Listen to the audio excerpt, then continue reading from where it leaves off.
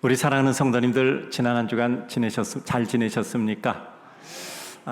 특별히 연일 더위가 지속되는 동안에도 하나님의 은혜 가운데 이렇게 건강히 또 주일에 나와 예배를 드리니 감사합니다.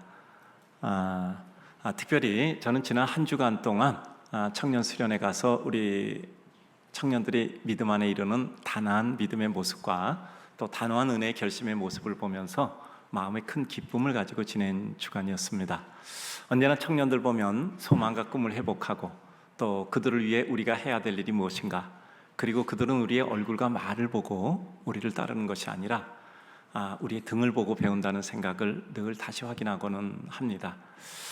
이제 다음 주일은 벌써 여름이라고 생각되는 8월의 마지막 주일이 됩니다.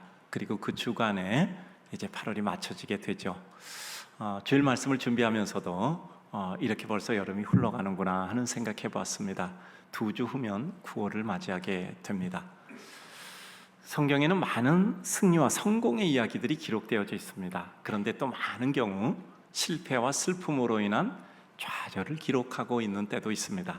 그러나 그것이 끝이 아니고 지속적으로 그 슬픔, 실패, 좌절을 어떻게 지속하여 완결함으로 극복하고 이루어 갔는가, 어떻게 슬픔과 고통을 승화하여 아름답게 하나님의 영광으로 완성하였는가까지 기록을 하고 있습니다.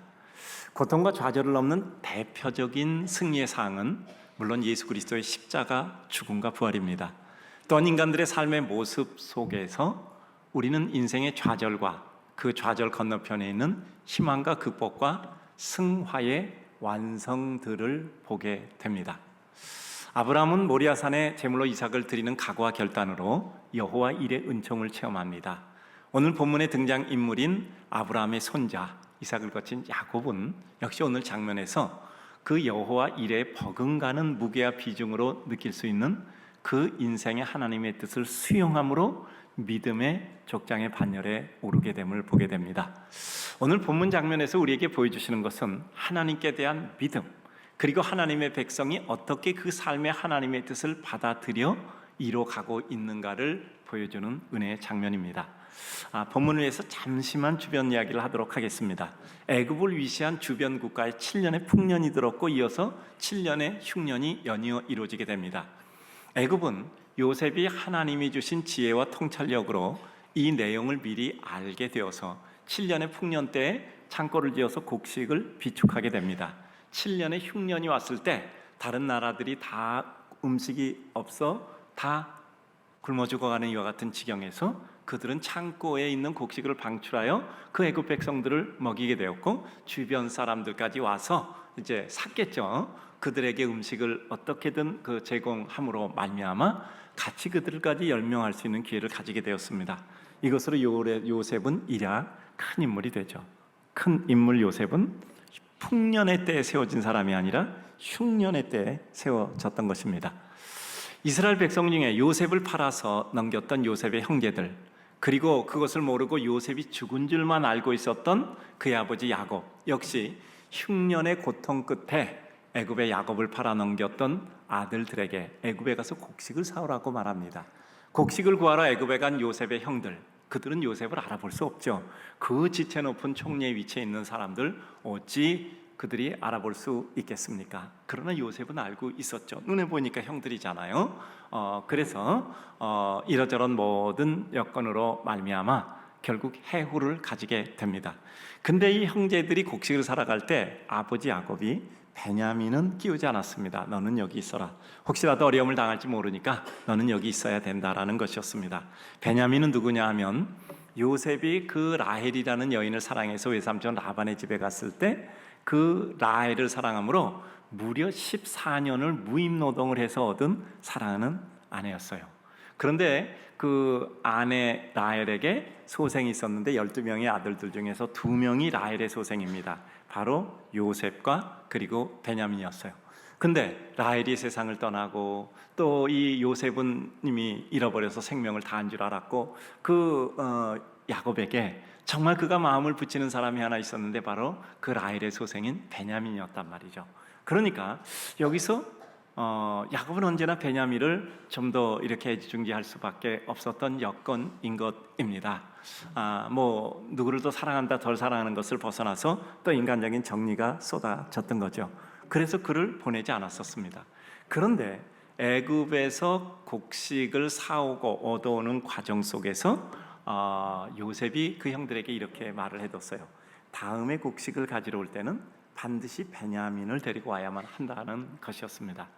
그래서 결국 그들이 가서 그 약속을 지켜서 베냐민을 데리고 와서 곡식을 더 얻고 싶었는데 아버지 야곱이 허락을 하지 않았어요. 만약에 내가 베냐민마저 잃는다면 나는 이 세상을 사는 아무 의미가 없어진다, 그러면서 보내지 않았던 거죠. 이제 다시 유다가 형제들의 대표로서 아버지에게 강력하게 얘기합니다. 우리 이제 모두가 굶어 죽게 되었습니다. 어차피 죽을 거 굶어 죽는 것이 아니라 가서 음식을 구해와야 되는데 베냐민을 보내소서. 나 유다가 내 모든 가족을 다 걸고 내가 책임지겠습니다. 그래서 유다가 그렇게 간곡히 원했지만 야곱은 쉽게 결정할 수 없었습니다. 이제 야곱은 갈등의 국면에 빠지게 되었어요.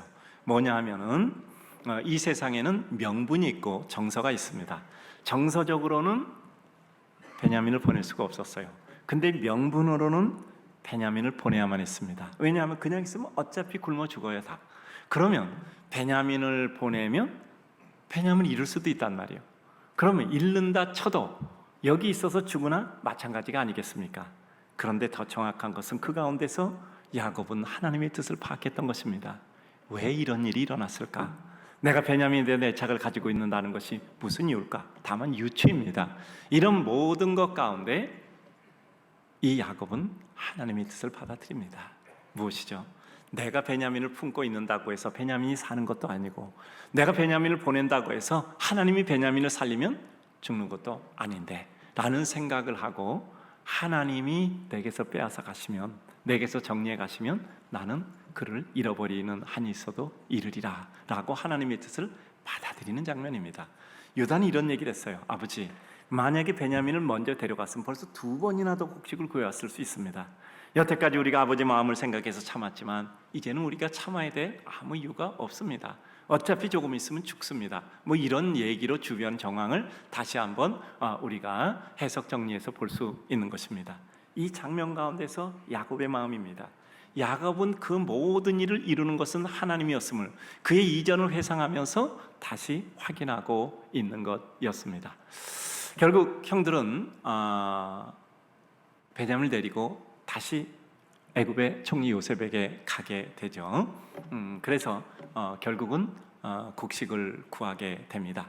곡식을 구할 뿐 아니라 거기서 중요한 것은 요셉이 자기의 정체를 밝히죠. 내가 당신들이 팔았던 요셉입니다. 그러나 당신들은 두려워하지 마십시오. 하나님이 많은 사람을 위해서 나를 이리로 먼저 보내신 겁니다. 그래서 요셉은 그 형들이 자기를 죽이려고 했다 팔아넘긴 것이 하나님의 뜻의 일환이었다라고 믿고 그 형제들을 하나님의 뜻과 섭리 속에서 이미 용서하여 풀고 있는 것이었습니다.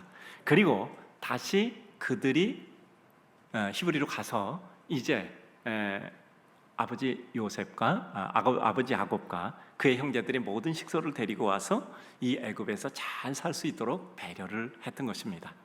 이제 이와 같은 장면 가운데 오늘은 특별히 야곱의 마음을 살펴보려고 하는 것입니다.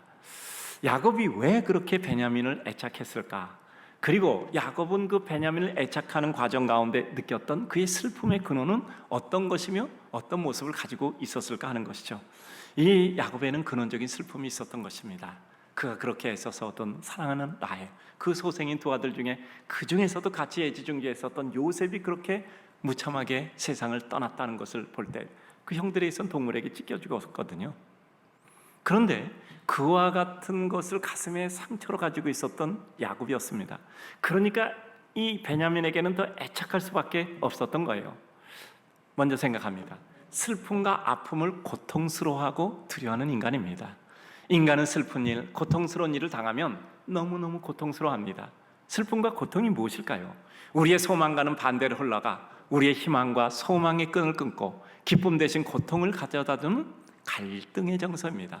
그러다 꿈이 꺾이고 기쁨을 빼앗기고 고통만이 내 삶을 휩싸고 지배합니다. 이런 때 우리는 우리 마음이 슬퍼 다른 모든 것은 위로가 되지 않아요. 삶의 의욕을 잃고 우리는 시들해집니다. 사람의 마음과 정서는 약간의 경사만 져도 100% 흐르는 물과 같아요. 물은 99% 흘러가지 않고 100% 다 흘러갑니다. 마찬가지로 우리 정서도 한 곳으로 쏠리면 다른 것으로는 위로가 되지 않을 만큼 몰입되고 매몰돼 버리는 특성이 있습니다. 왜 슬픔을 당하면 그렇게 고통스러울까요? 꿈이 사라져서요. 도무지 일어설 힘이 없어서 마음의 방향이 쏠리니 다른 기쁨으론 그것을 대체할 여지가 없어요. 하고 싶은 일이 없으니 먹어야 할 일도 없고 힘내야 할 일도 없어지고 삶이 시들해집니다.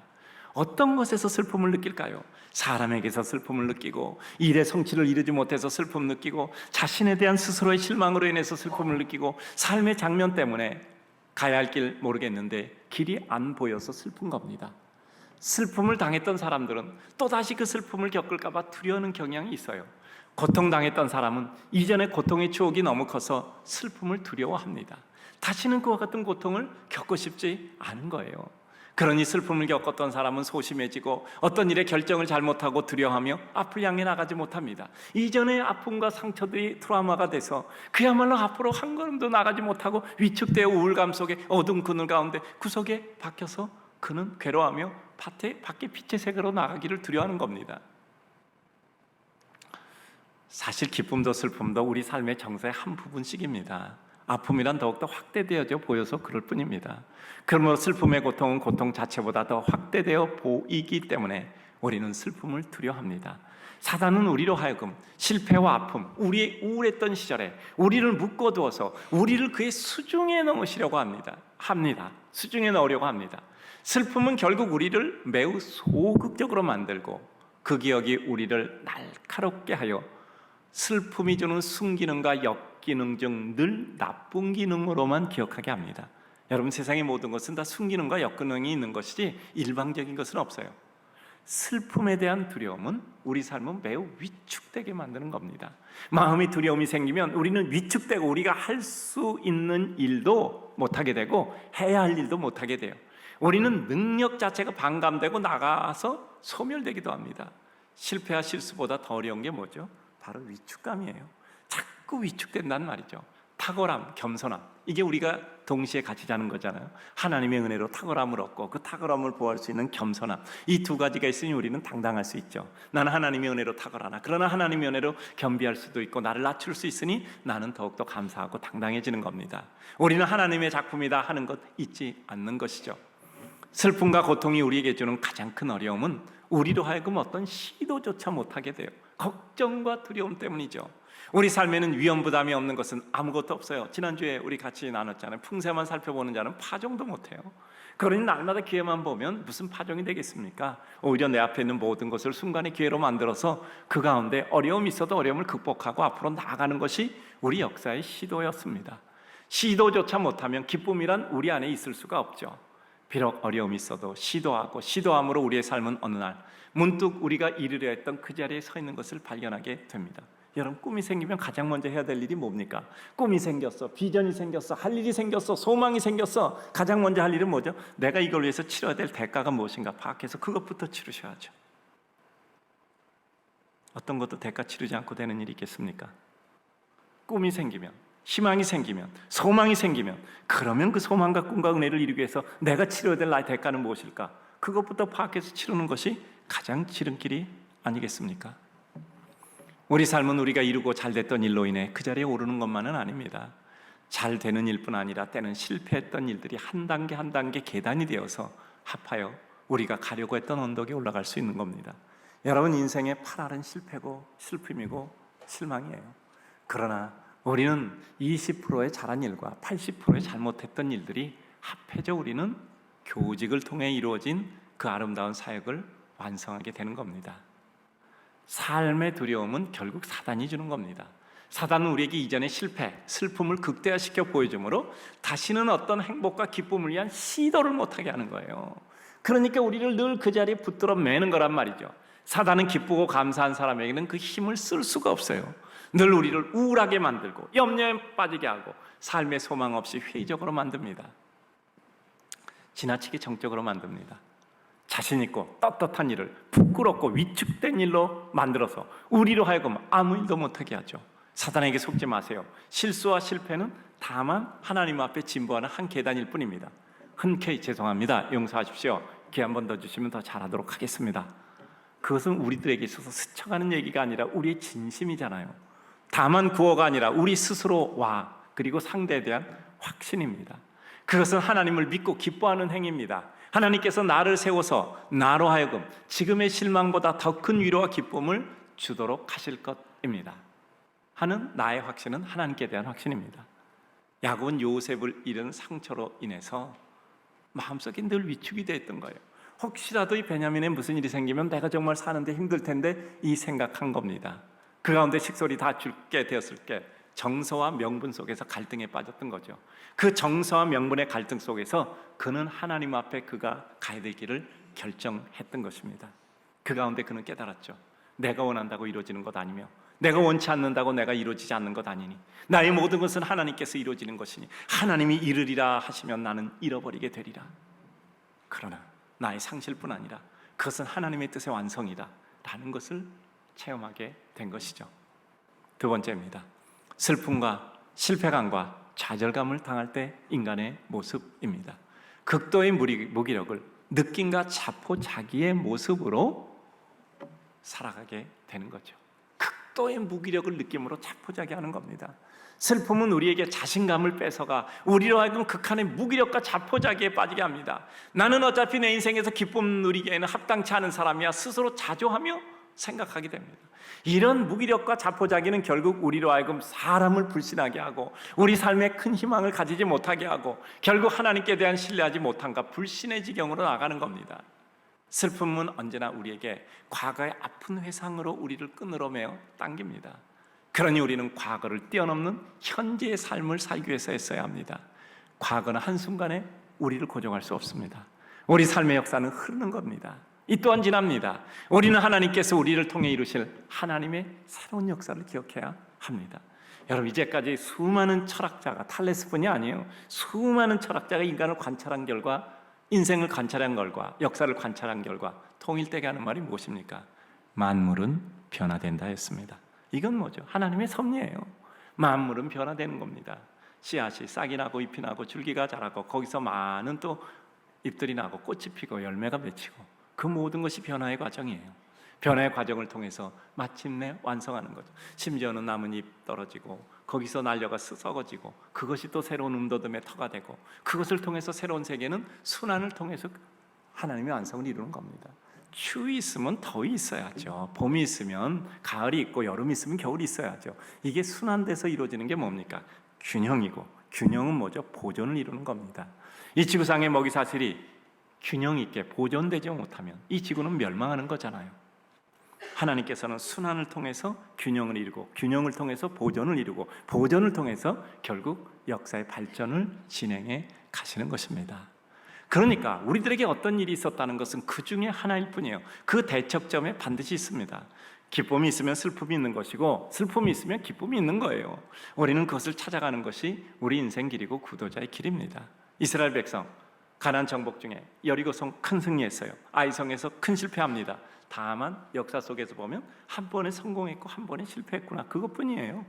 그것으로 말미암아 모든 것이 끝나는 것 아니었습니다. 하나님이 아주 버리는 것 아니었죠. 하나님과 우리의 관계에서 가장 중요한 것은 무엇입니까? 하나님이 우리를 아주 싫어버리지 않는 거예요. 싫어서 버리지 않는단 말이죠. 너무나 값비싸게 예수 그리스도의 보혈의 공로로 우리를 사셨기 때문에 값주고 사셔서 우리는 버릴 수 없어요. 여러분, 우리 어린 자녀들 떼쓴다고 버릴 수 있습니까? 못 버리잖아. 아깝잖아. 여러분 생각해 보세요. 하나님 우리 버리지 못해요. 사랑하시니까. 슬픔 속에서도 하나님의 뜻을 찾으려는 의도적 믿음의 단계를 생각해 봅니다. 가슴 아플 때 우리에게 다가오는 회복의 첫 단계는 의도적으로라도 희망의 싹을 찾는 거예요. 언제나 삶이란 자연스럽게 되는 것만이, 마음 흐르는 대로 되는 것만이 전부는 아닙니다. 여러분 자꾸 자연스럽게 산다 하는데 자연스럽게 사는 게 뭡니까? 여러분 정말 자연은요 하나님의 뜻과 섭리예요. 자연스럽게 사는 거야 하는 건 나는 하나님의 뜻과 섭리대로 살아 얘기인데, 자연스럽게 사는 것을 내 마음대로 생각나는 대로 사는 걸 자연스럽게 산다고 생각하는 것 같아요. 그게 뭡니까? 비틀어지고 꼬여진 죄악된 내 심성이잖아요. 내 마음속에서 일어난 모든 것은 절대 올곧고 바르고 깨끗하게 흘러가지 못해요. 그래서 우리는 예수 그리스도의 보혈의 공로로 우리를 씻어야 되고, 수시로 우리가 회개하고 하나님 앞에 씻는 겁니다. 자연스러운 건 뭐죠? 하나님의 뜻과 섭리가 자연스러운 거예요. 뜻과 섭리는 뭐죠? 꽃이 피면 지는 것이고요, 지면 또다시 피는 겁니다. 균형을 통해서 조화를 이루고, 그리고 균형을 통해서 순환을 이루고, 또 순환을 통해 균형을 이루어 결국은 유지 보존되는 겁니다. 그래요. 정서적인 감정적 요소가 우리의 자연스러운 흐름의 자연스러운 마음의 흐름이라면, 의지적인 각오와 결단은 그것을 능가하는 하나님의 축복이에요. 세상이 어떠하다, 내 마음이 그냥 그렇게 드니까 그렇다라는 건 유치할 때 모습이고요, 세상이 마음에 들면 다 합니까? 내 마음 드는 대로 움직입니까? 여러분 그렇게 못한다는 거 아시잖아요. 내가 이 세상에 어렸을 때는 세상이 내 마음 같으면 다 천국일 것 같아요. 우리가 조금 배우고 나니까 무슨 생각이 듭니까? 세상이 나 같아서 망할 것 같아. 나하고 다른 사람이 살아서 정말 이 세상에 같이 유지되고 있다는 것을 깨닫잖아요. 마음에 들면 하게 되면 이 세상에 할 수 있는 일은 점점 없어집니다. 마음에 안 들어도 어느 날 그것을 해야 될 이유가 생기고, 그것을 통해서 이룰 기쁨이 생기면 우리는 그 담을 넘어가는 거죠. 믿음의 사람도 이제는 알고 있던 하나님이 주신 은혜를 우리는 꼭 취득하기 위해서 극복과 애를 써야 하는 것입니다. 그래요. 우리는 하나님이 원하시는 것, 그것을 찾아 하는 하나님의 백성입니다. 그 다음 단계는 슬픔과 아픔, 고통을 극복하고 하나님의 뜻을 찾음이 진정한 하나님의 뜻을 파악하게 함입니다. 슬픔과 고통, 아픔 중에도 하나님의 뜻을 찾는 거예요. 이제는 나아가 내가 억지로 그렇게 생각하는 것이 아니라 하나님의 뜻에 대한 파악과 은혜를 다시 생각하는 단계로 나아가는 겁니다. 의도만이 아니라 그것은 하나님이 주신 축복의 모습 가운데 한 모습이라는 것을 인정하고 진심으로 승복하고 기다리는 겁니다. 우리가 일어나는 것은 내 의도가 아니라 하나님이 내게 그러한 은혜를 주셔서 일어나게 되는 것입니다. 이 말씀 드릴 겁니다. 여러분, 하나님이 우리에게 기쁨 주셨다고 해요. 근데 지금 너무 괴롭잖아, 너무 고통스럽잖아. 그런데 왜 하나님은 나에게 기쁨을 주신 거야? 그럼 하나님의 말씀이 틀렸든지, 내가 느끼는 나의 모든 해석과 나의 감정이 틀렸든지 둘 중에 하나 아니겠습니까? 그러면 우린 적어도 하나님이 틀렸다 말할 수는 없잖아요. 그럼 내가 지금 해석을 잘못하고 있나? 내가 무엇인가 파악하지 못하고 있나? 생각해 봐야 돼요. 그럼 우리는 뭐죠? 안경을 써야죠. 안경을 써서 정확히 봐야죠. 안 되면 현미경을 써서라도 볼 것이고, 안 되면 만원경을 통해서도 볼 것이고, 안 되면 먼지라도 닦아 그 먼지 밑에 쓰여진 글씨를 봐야 되고, 안 되면 포장지 풀어서 포장지 안에 있는 것도 봐야 되고. 이게 뭐죠? 구도란 말이에요. 탐구란 말이에요. 안 되면 그냥 안 됩니까? 이유가 있겠죠. 안 보이면 그냥 안 보입니까? 이유가 있겠죠. 여러분, 갑자기 우리 눈이 뿌옇게 보일 때가 있잖아요. 왜 뿌옇게 보일까? 눈에 뭐가 들어갔구나 생각하고 눈약 넣고 안약 넣어서 또 이렇게 흘려보내지도 않습니까? 여러분, 세상에 모든 것이 정확히 보이십니까? 여러분, 세상의 모든 것이 그렇게 정확히 보이십니까? 아니잖아요. 우리는 조금만 멀어도 안 보이고, 조금만 너무 가까워도 안 보이잖아요. 제가 말씀드렸죠. 오늘 제가 이 흰색인 거 알아요. 제가 이게 흰색인지 모르고 있더라고요. 이렇게 뻔히 보면서도 흰색이라고 모르고 있더라고. 생각을 안 하니까, 설교해야 되니까 다른 데 집중하고 있은 게 이게 흰색인지 모르고, 오후 예배 볼 때 예배 끝났습니다, 그때 흰색이 보이더라. 이 꽃 색깔이 바뀌어도 모르더라고요. 무엇을 생각하느냐에 그것만 보이는 겁니다. 우리가 슬픔이라고 생각하면 슬픔만 보이는 거예요. 그 가운데 기쁨이 있다고 생각하고 그 기쁨을 찾아서 누릴 수 있는 사람이 진정한 부요한 사람이고 축복자겠죠. 야곱은 서서히 그에게 결단의 때가 온 것을 느낍니다. 라헬이 떠났어, 요셉이 떠났어, 이제 베냐민도 떠나나. 베냐민 아이에게서 떠난다는 것이 무슨 의미일까? 여러 가지로 생각하며 결단의 때가 온 거죠. 인생의 결단은 우리의 실생활의 문제 같으나 그것은 현상이고, 현상 속에서 우리는 그것을 과정으로 주시는 하나님의 진정한 의미를 발견하게 되는 것입니다. 그 의미를 발견하게 되는 순간 우리는 우리가 하나님의 자녀라는 것을 확인하고 은혜 길을 가는 거죠. 마지막입니다. 슬픔을 극복하고 승화되는 믿음. 슬픔을 다만 내 삶의 괴로움으로만 여기지 않고 그 가운데 하나님의 뜻이 있다 받아들이는 겁니다. 하나님의 뜻을 기대하기에, 하나님의 사랑을 인정하기에 내 생각과 내 기대대로가 아니라 하나님의 뜻을 존중하는 겁니다. 하나님이 기쁨이라고 하고 슬픔을 주셨는데 그렇다면 하나님이 맞지 않겠는가? 그럼 나는 왜 그것을 지금 해석하지 못하고 있을까? 무엇이 가려졌는가? 아니면 내 눈이 흐려져 있는가? 지금 난 무엇인가 딴 생각을 하고 있기 때문에 그걸 못 보고 있는가? 여러분 지금 설교를 듣는데요, 지금 딴 생각하고 계시면 제가 무슨 말씀 드리는지 전혀 기억이 안 납니다.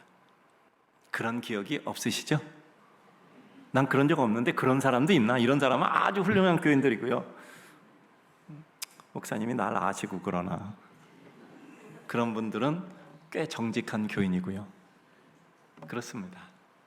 그래요. 어떤 순간에도 우린 이 순간을 통해서 하나님이 무엇을 내게 이루실까 하는 효과적이고 생산적인 생각하고 행동해야 합니다. 하나님이 우리에게 주시기 원하는 것은 기쁨, 은혜, 축복이라고 하셨어요. 내 생각을 내가 하나니 너희에게 대해서 재앙이 아니라 축복이고 행복이고 기쁨이라고 말씀하시는 겁니다. 그렇다면 지금이 슬픔만 아니고 괴로움만 아니고 또 다른 축복이라면 우리는 그 뜻과 맛을 느껴야 되지 않겠습니까? 그래요. 하나님의 은혜를 깨닫고 체험하게 되면 우리에게 주어진 것에서도 진정한 하나님의 길을 찾게 됩니다. 우린 길이 없는 게 아니잖아요. 길이 있는데 못 보는 거잖아요. 길거리에 보물이 쌓여져 있는데 우리는 그 보물을 못 보는 거잖아요. 수많은 사람이 지나가도 못 보는 것, 어느 날 우리의 영안을 딱 열어주실 때 우리는 그게 보이는 거예요. 여러분, 바로의 궁안에 바로의 꿈을 풀이하는 그런 박사술계 한 사람도 없었어요. 아니 말이 돼. 7년 동안 뭐 7개의 좋은 이상 나타났는데 7개의 나쁜 이상 나타났다. 7개의 살진소가 있는데 7개의 나쁜 소가 일어났다. 이거 몰라요? 우리 뭐 박사 술객도 아니어도 7번 좋고 7번 나쁘다는 거 그거 모릅니까? 다른 사람 아무도 몰라. 근데 요셉이 가서 7년 풍년 7년 흉년입니다. 이렇게 간단하게 대답해 줬어요. 여러분 뭡니까? 때로는 하나님이 그 한 사람을 위해서 모든 사람의 눈을 닫으시는 거예요. 때로는 하나님께서 한 사람의 눈을 열어서 못 보던 것을 보게 하시는 거예요. 이게 하나님의 축복입니다. 볼 수 있는 게 하나님의 축복이에요. 모두가 소망과 꿈이 없을 때 이 사람은 분명히 소망과 꿈을 봐요. 로마로건 호송선에서 이러글로 풍랑이 일어서 모든 사람이 다 죽었다 생각하고 포기하고 있고, 심지어는 그 사공들까지도 거룩배 구명정 띄어서 도망치려고 그러잖아요. 그때 딱 한 사람만 보았단 말이죠. 하나님이 그에게만 말씀하셔서 한 사람도 상하지 않는다, 죽지 않는다. 사도 바울은 그 즉시로 그 배미창에 죄수신 분이 있다가 풀려나왔어요.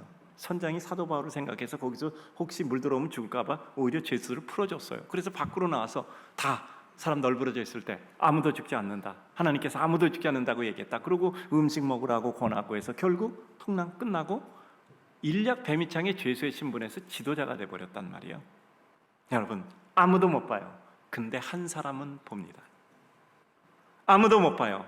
그런데 우리 성도들은 봅니다. 그게 하나님의 은혜예요. 하나님의 뜻을 찾는 순간 우리에게 새로운 길이 보입니다. 그 의미를 발견하게 되는 순간 우리에게는 하나님의 자녀라는 것을 확인하고 그 길을 갑니다. 마지막입니다. 슬픔을 극복하고 승화되는 믿음. 슬픔을 다만 내 삶의 괴로움으로만 여기지 않고 그 가운데 하나님의 뜻이 있다 받아들입니다. 하나님의 뜻을 기대하기에, 하나님의 사랑을 인정하기에 내 생각과 기대대로가 아니라 하나님의 뜻을 존중합니다. 어떤 순간에도 이 순간을 통해 이룰 무엇이 있다 하고 효과적으로 살아가는 것이죠. 하나님이 우리에게 주시기 원하는 것은 기쁨과 은혜, 축복입니다. 그래요. 하나님의 뜻을 찾는 순간 우리는 새로운 역사를 이루는 거죠. 슬픔을 통해 이루시려는 하나님의 뜻을 수년이 받아들이고 그것을 오히려 삶의 가야 할 길로 인정하는 겁니다. 슬픔과 아픔, 시련과 고통을 통해 하나님이 이루시려는 것을 받아들여야죠. 그것은 고통이 아니라 하나님의 축복임을 알기에 이제는 억지로가 아니라 새로운 기쁨을 기대하고 소망하고 나아가는 겁니다. 하나님을 기대하기 때문에 어떤 경우도 기쁠 수 있는 거죠. 여러분, 우리가 어느 날 새로운 눈을 떠서 보면 의외로 보이는 게 너무 많아요. 여러분, 아이들이 지능이 급속히 발달되는 그 시점이 있다는 거 아시죠? 문자를 체득하게 됐을 때 순식간에 그 지식의 세계와 지혜 세계가 순간에 확장되기 시작해요. 왜냐하면 전에는 뭐라고 써 있는 거 모르는데 자꾸 어떤 글씨를 봐. 그렇게 글씨를 보니까 글씨를 보는 순간 그는 거기에 대한 의문을 가지게 되고 글씨에 대한 개념을 풀어가게 돼요. 그러니까 순식간에 개념이 확장되는 거예요. 그러니까 아이들이 문자를 해득하면서부터 그 순간에 일시적으로 확장되는 지식의 폭이 넓어지는 거예요. 여러분 보세요. 아이들이 글자를 몰랐는데 길거리에 있는 모든 것이 뭘 말하는지 몰랐어. 근데 글자라니까 자꾸 읽어. 뭔지 모르지만 그러니까 조금 물어보면서 자꾸 그 뜻을 해석해. 순식간에 지식의 세계가 넓어지는 거예요. 눈을 뜨는 순간 우리 인생은 놀랄 만큼 빠른 속도로 세계가 확장되는 거예요. 믿음의 세계도 마찬가지예요.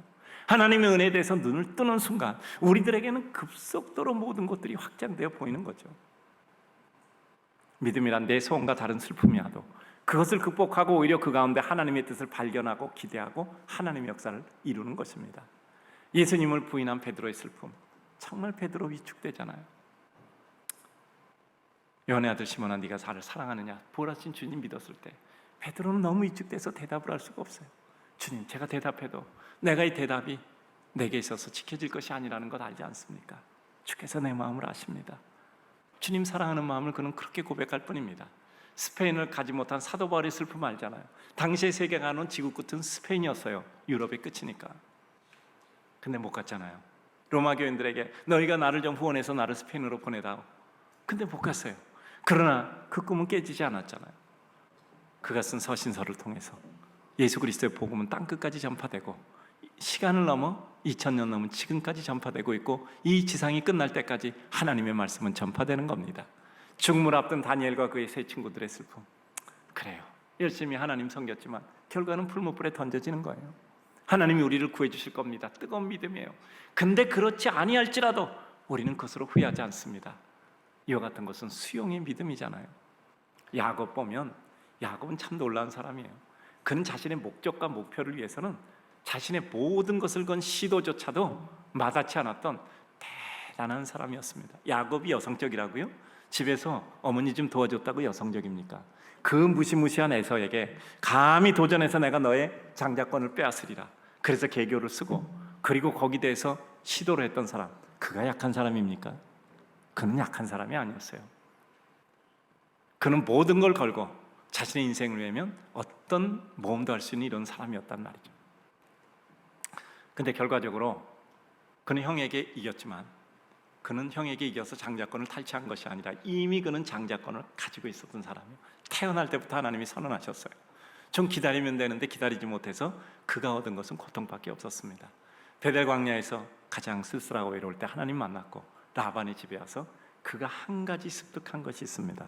이제까지 그가 못 가졌던 거예요. 그게 뭔지 아십니까? 라헬을 사랑해서 7년을 노역을 했습니다. 7년을 수일같이 지냈죠. 그리고 또 7년을 더 일했어요. 14년을 일했습니다. 그는 형 에서에게 장자권을 얻기 위해선 순간에 뺏기 위해서 그는 계계를 썼지만 라헬을 얻기 위해서는 14년을 기다렸던 거예요. 이러한 야곱에게 기다림과 인내와 참음이라는 것을 습득했던 거예요.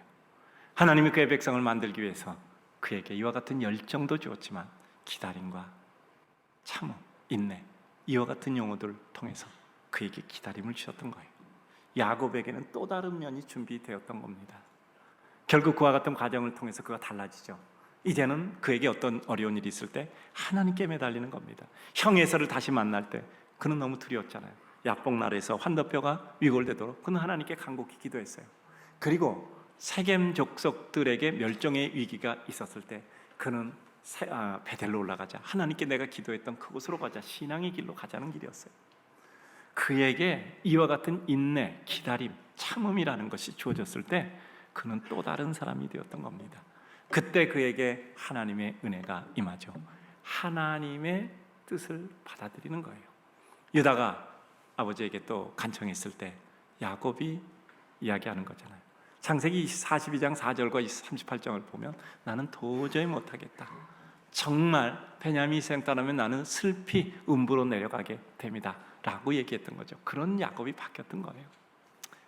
하나님이 원하시면 내가 베냐민을 잃으면 잃으리라. 이건 뭐 어디서 많이 봤던 구절이잖아요. 뭐 에서도 그랬고요. 많은 사람이 그런 겁니다. 창세기 43장 14절을 보면 내가 자식을 잃게 되면 잃으리로다. 이런 극적인 변화, 슬픔과 좌절을 넘어 그 극복과 승화로 완성을 이루는 것이죠. 저는 야곱의 어떤 순간보다 야곱의 완성의 백미는 여기라고 생각해요. 아브라함이 아무리 어떤 이러저런 능력을 행했어도 하나님 앞에 여호와 이라로 자기를 또 내려놓고 하나님의 뜻을 수행하는 것처럼, 야곱도 이제 내 인생의 모든 것의 결정은 내가 아니라 하나님이 하시는 것이다, 나는 그것을 받아들일 위치에 있을 뿐이다 라는 것을 깨달음으로 그들이 믿음의 족장의 반열에 드는 겁니다. 우리가 힘이 붙이고 부족할 때는 이겨야 돼요. 빼앗고 싶어요. 승리하고 싶어요. 그런데 힘이 좀 생기고 능력이 부여되면 이제는 꼭 그렇게 이기고 싶지 않잖아요. 설득하여 이루고 싶잖아요. 왜죠? 싸워서 이기면 반드시 보복이 생겨요. 그런 보복을 관리해야 되는 기회비용을 치러야 돼요. 그러니까 그렇게 지혜로운 싸움의 승리는 되지 못하거든요. 능력이 커지니까 힘이 없을 땐 꼭 이겨서 빼앗아서 그리고 승리해야 돼요. 그런데 능력이 부여되면 이제 설득하고 이해시키고 또 때로는 져줘서 결국 길게 승리하는 겁니다. 그런데 우리 인생이 더 커지고 힘을 넘어 은혜를 이루면 상대를 감동시켜서 무엇인가를 이루게 되잖아요. 사람의 때에 따라서 똑같은 일을 해도 정도가 달라지는 거잖아요. 마찬가지입니다. 우리가 하나님의 은혜를 입으면 이제는 용명과감하게 나가서 승리해야 될 때도 있고, 우리는 긴 인내 속에서 참으며 기다리고, 그러다 결국 하나님의 뜻을 받아들이는 거죠. 성실하고 최선의 수고를 다하되 주어진 결과는 하나님의 뜻으로 받아들일 수 있을 때 우리는 기쁘고 행복할 수 있고 그 다음 단계로 갈 수 있습니다. 우리는 언제나 끝은 없잖아요. 날마다 표대를 향하여 나아가는 거잖아요. 우리의 끝은 하나님 나라 가는 거잖아요. 중요한 건 뭐죠? 내가 어떻게 내 앞의 상태와 내 앞의 사람의 마음을 움직일 수 있느냐는 것이 아니라 내가 그 움직일 수 있는 여건과 힘을 가지고 있느냐예요. 상대를 바꾸는 것이 아니라 상대를 바꿀 능력을 내가 가지고 있느냐란 말이에요. 그러니까 그것을 위해서 우리는 애쓰는 거야. 내가 어떻게 하면 저 사람을 이기지, 어떻게 하면 이 일을 잘할 수 있지가 아니라 어떻게 하면 저 사람을 이기고 내가 어떻게 하면 이 일을 잘할 수 있는 내 능력을 소지할까 있죠. 외적인 상태가 아니라 외적인 상태의 여건 변화를 이루기 위한 나의 상태를 살펴보고 구비함이 우리에게 은혜죠. 그때 우리는 어떻게 되죠? 평가를 넘어선 사람이 되는 거예요. 평가를 넘어선다는 건 먼저 평가보다 위의 수준에 있을 때죠.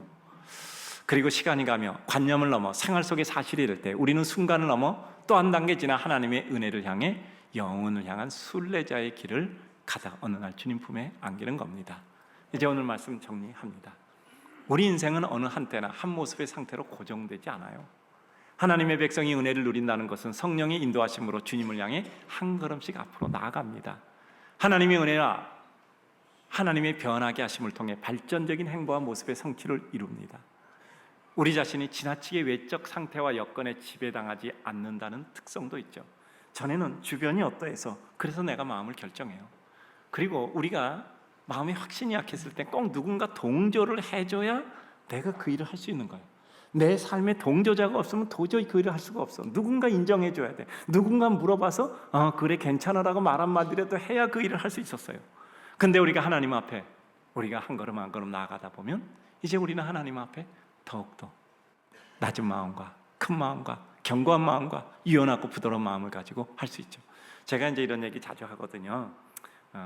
절대 아저씨 아주머니가 비하어가 아니에요. 부르는 통칭으로 제가 말씀드립니다. 그러다가 뭐 남자분 여자분 이렇게 말씀드릴 수도 없어서 동네 아주머니 아저씨에게 물어보고 내 인생 결정하지 말고 본인이 스스로 결정하라. 동네 아저씨 아주머니에게 물어보고 인생 결정하지 말고 스스로 결정하라. 우리는 남이 하는 얘기 보고 내 인생 결정하면 안 돼요. 남이 이렇게 하라 저렇게 하라 해도 뭐 그게 좋겠다 저렇게 좋겠다 해도 아니요. 그렇게 되면 나중에 잘못되면 원망만 생겨요. 우리가 인생에서 기쁠 때는요, 어떤 결과가 주어져도 후회하지 않고 이게 내 몫이다 생각하고 기쁠 수 있을 때 우리는 행복할 수 있어요. 하나님 안의 삶도 마찬가지입니다. 하나님께 기도하고 또 주변 사람이 조언해주면 감사하되 그것은 우리에게 있는 참고사항이고 결국은 내가 결정해서 내가 해야 남에게 원망하지 않고 남에게 불평하지 않고 그 대가를 내가 받을 수 있습니다. 이건 우리가 독단적인 사람이 아니라 하나님 앞에서 하나님의 뜻을 받아들이는 거죠. 내 인생 하나님이 결정하는 거지. 내 인생 그 사람이 결정하는 것도, 내 앞에 상황이 결정하는 것도 아니고 하나님이 결정하는데 나는 그 일을 기쁨으로 받아들이는 것입니다. 우리 인생의 모든 일은 생각부터 시작돼요. 생각이 행동을 이루고 생각에 끈기와 의지력이 부여받을 때 그 행동의 쌓임으로 날과 분량이 채워져 어느 날 꽃이 피는 것입니다. 현재 살아감만 생각하면 우리가 비록 하나님의 백성이지만 한없이 부끄럽습니다. 그러나 지금 내 형편과 여건이 내 마음에 차지 않아도 내게 주신 하나님의 뜻과 은혜에 대한 확신 속에 하나님의 섭리를 확신하고 기대한다면 그 어떤 것도 기쁘고 감사하고 자랑스러울 수 있습니다. 죄송합니다. 제가 아직 수준이 안 되지만 제가 더 노력하고 하나님 은혜 주셔서 제가 꼭 기쁘게 해드리겠습니다. 우리의 슬픔, 우리의 약점, 우리의 아픔, 우리의 고통이 극복되어지고 승화되어져 그것이 우리의 가장 큰 기쁨, 가장 큰 장점, 가장 큰 능력이 되는 것이죠. 각 순간마다, 고비마다 하나님의 백성은 슬픔과 실패, 좌절의 능선을 걷지만 그 극복과 승화로 완성을 이루는 그 삶을 이어가는 사람들입니다. 사랑하는 성도님들, 예수 그리스도는 십자가상에서 모든 것을 이루셨잖아요. 나의 하나님, 나의 하나님 어찌하여 나를 버리셨나이까?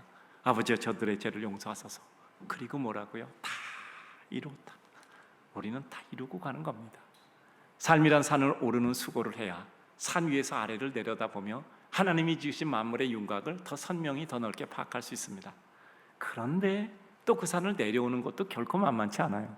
삶의 과정에서 우리의 정서에 호불호의 감정을 모든 걸 맡긴다면 우린 너무 심정적인 널뛰기가 심해요. 여러분, 좋다 나쁘다, 마음에 든다 안 든다, 지금 내 마음이 어떻다, 내 기분이 어떻다, 여기에 인생 걸었다가는요 우린 날마다 가슴이 뛰어서 이게 안정이 안 돼요. 그래서 하나님의 은혜 가운데 좀 더 멀리 보고 하나님의 은혜 아닌 것 없고 숨쉬지 못할 것 같은 답답한 상황, 어떤 것을 결정해도 기쁘지 못한 사방을 우겨싸임 받는 지경에서도 우리는 생각지 못했던 놀라운 결정과 결단, 실행과 이름으로 하나님의 영광을 하늘나라뿐 아니라 이 세상에서도 누려야 합니다. 우리 성도님들, 노래처럼 불렀지만 이 말씀은 꼭 잊지 않았으면 좋겠어요. 꼭 하늘의 별이 되세요. 꼭 하늘의 별이 되시기를 바랍니다. 그리고 큰 산이 되셔야 돼요. 큰 산이 되셔야 됩니다. 우리 성도들 앞에 누가 서면 우리 성도들의 삶과 그 채취에서 마음속에 숙연함과 왠지 저 사람 말을 들어야 될 것 같고 왠지 저 사람 보면 마음의 용기가 되는 그와 같은 사람이 되셔야 돼요. 그리고 큰 나무가 되세요. 누군가 사람들이 와서 기대 서기도 하고 또 그 나무의 우람함을 보고 감사하고 나무의 썩어진 부분들 이리저리 받쳐놓은 모습을 보면서 큰 나무 치고 썩지 않은 나무 없어요. 큰 나무 치고 벼락 안 만든 나무 없고요. 가장 크니까 벼락 제일 많이 맞죠. 큰 나무 치고 꺾어지지 않은 나무 없어요. 그래도 가는 겁니다.